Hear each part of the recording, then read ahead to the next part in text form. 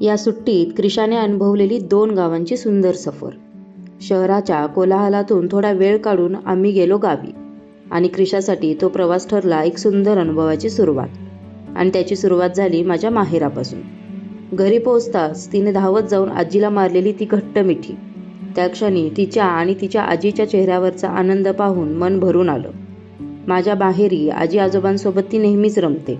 कधी झाडांना पाणी घालणं तर कधी अंगणात मोकळेपणानं खेळणं.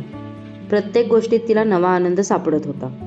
पाण्यात खेळणं म्हणजे तिचं आवडीचं काम आणि त्यात तिच्या बाबांची गाडी धुवायची म्हणजे नुसती धमाल.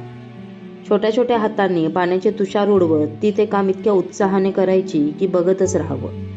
रात्र झाली की अंगणात आजोबांसोबत गप्पा गोष्टींची मैफिल रंगायची.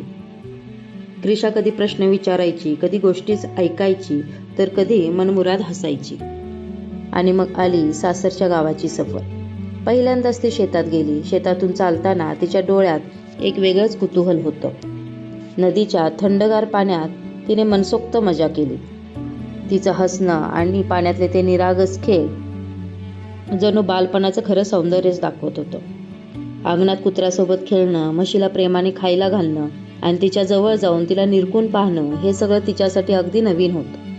डोंगर वाटेने फिरताना करवंद गोळा करण्याची मजा तर काही वेगळीच.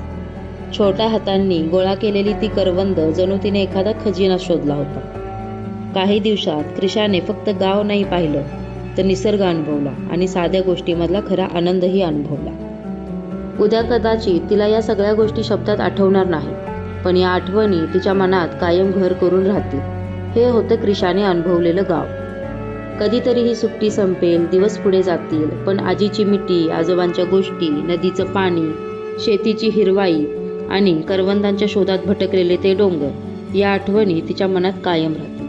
मग सांगा बघू तुम्ही, बालपणाला यापेक्षा सुंदर भेट कोणती?